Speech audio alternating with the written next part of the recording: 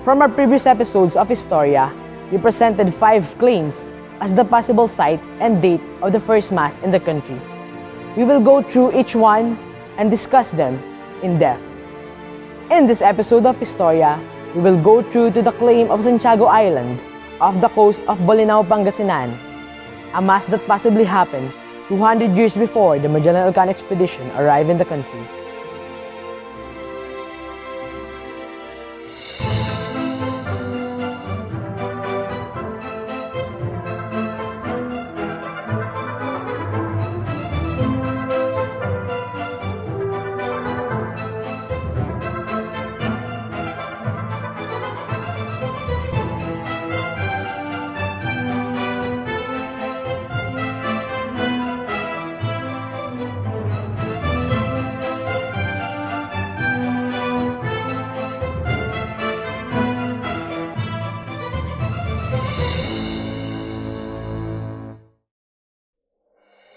Hey, what's up? I'm Mark Pangasinan, your cool traveler from Limang Siglo, and welcome to Historia, Story Within History. In this series, we will hear the stories of every place we visit. Let's explore, enhance our knowledge, but more importantly, enjoy, while deepening our understanding of our history.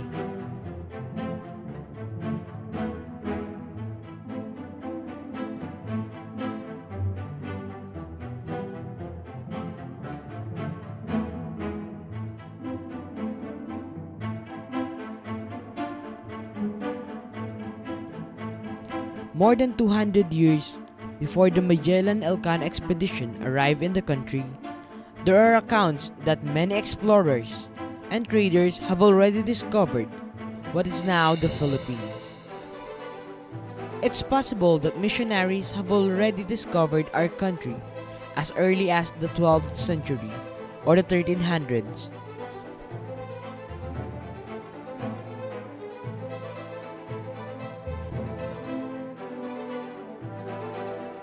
Marco Polo, a famous European trader, proved that the travel from Europe to the Philippines is plausible as early as the 1300s through the commerce trade routes and other modes of transportation.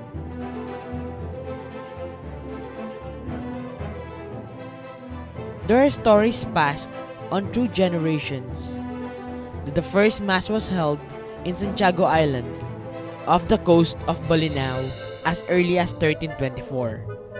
We tried researching this claim and traveled all the way to Santiago Island to get more information about this. I'm with Reverend Father Jonas Centeno, the parish priest of the Divine Savior Catholic Church in Santiago Island, where they believe that the Franciscan missionary made a landfall from a wrecked ship because of a storm. I am Reverend Father Jonas Centeno from Diocese of Balaninos. At present na po yung parish priest ng Divine Savior Parish, Santiago Island, Bolinao. At ako po ay 3 years na, more or less 3 years na this May bilang parish priest po dito. I was assigned here last May 21, 2018. At this is my second time na maging parish priest sa isang parokya. And it so happen na bigay sa akin ni the Bishop Bakay, ito pong assignment na ito, pamunuan ko itong parokya ng Divine Savior. Blessed Odorico, or Odoric of Pordenone, was born in Friuli, Italy in 1286. He was a late medieval Franciscan friar and a missionary explorer who dreamed of being a missionary at a very young age. In 1296, he went as a missionary to the Balkans, then to the Mongols in southern Russia. And since then, he started going to other countries as a missionary. He started his journey from Italy to China in the year 1323. In one of his travels, while in China at around 1324, there was a claim that a storm hit their ship while on a voyage and led them to have their wreck at Santiago Island off the coast of Bolinao in Pangasinan.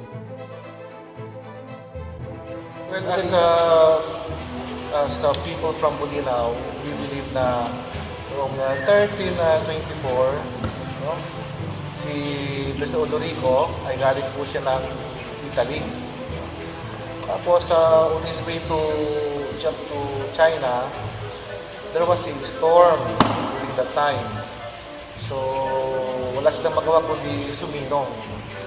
So they were able to magkaroon sila ng lugar na masisilungan. This is a picture of a cave where locals of Santiago Island believed that Blessed Odorico took shelter to weather out the storm that hit their ship. At parang maliit na kuweba dito sa Santiago Island. So yun yung nakalagay doon na sa marker ng ating sa isipan po natin na we presume na after the storm, para magpasalamat sa Panginoon, nagmisa sila. So yun ang sa marker na nakalagay na 1324 sa Santiago Island. In Bolinao, there are several markers on the arrival of Blessed Odorico. The first one is at the right side of the entrance of the Divine Savior Catholic Church, alongside with a cross outside the main doors of St. James the Great Parish. St. James the Great Parish is a Spanish colonial church. It was canonically erected in 1609 when the Augustinian friars took over this mission territory, which was earlier entrusted by the Spanish colonial government to the Dominican friars in the year 1594, and left the place in the year 1607 due to the vastness of their mission territories and the scarcity of their missionary members. Paano po nabuo yung kwento? Well, meron siyang mga autobiography na meron siyang sinulat na tungkol sa kanyang buhay. So, we believe doon galing yung kwento na siya galing dito sa Santiago Island. At meron na rin po mga in the past, meron na po mga paring na nagkadoon sa kanila na they're claiming na dumating talaga dito si Odorico sa Santiago Island. At dito nga sa ito meron pong booklet na pinablish ng isang pari, si Father Luigi. So, at dito po sa booklet na ito, sila pinaniniwala na sila po ay si Odorico po ay napadpad po dito sa ating parokya. This is the pamphlet that was supposed to translate from the records and diary of Blessed Odorico. This was produced and published by Reverend Father Luigi Malamoco. We tried contacting Father Luigi but was unable to reach him. From our last research, Father Luigi is now in Batangas, doing a project called Villa Brunora. Sa time na nagpunta rin dito ang Papa Nuncio, si Monsignor Katya. At sa kwento po ng magulang ni Papa Nuncio, si Blessed Odorico ay pumunta rin dito sa Santiago Island. While the Blessed Odorico missions have limited written records, the people of Bolinao and Santiago Island still believe that Blessed Odorico landed in the cave of Santiago Island and celebrated the Mass to give thanks for their safe landing. Yung marker na yun, pag ito, halos sabay lang silang inilagay. Yun ang pagkaalam ko. And I think ito na yung si Father Luigi din ata, yung nag-initiate na maglagay ng marker. Actually, meron pa nga siyang dito painting na binigay, yung painting ni Odorico ng sa parokya. And we will be also putting up a mosaic, yung parang altar niya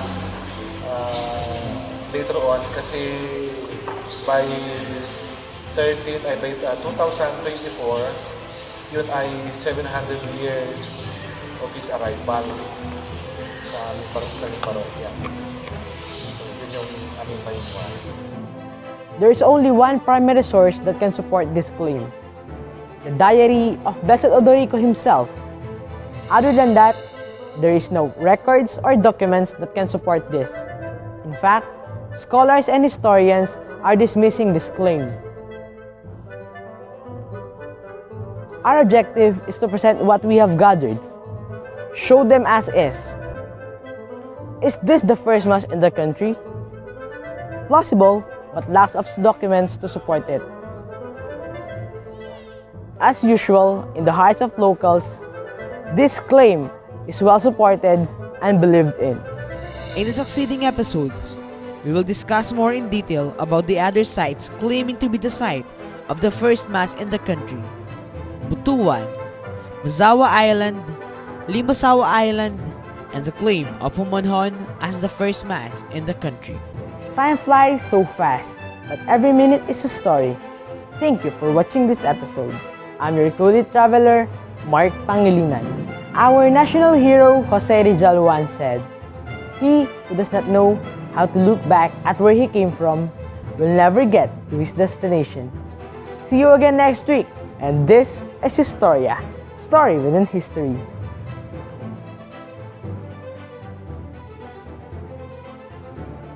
Here at Historia, we don't have a monopoly in knowledge, talent, and information. If you would like to be one of our Council of Consultants, we would be more than willing to discuss it with you. Just email us at mark@limangsiglo.org or message us on Limang Siglo Facebook page.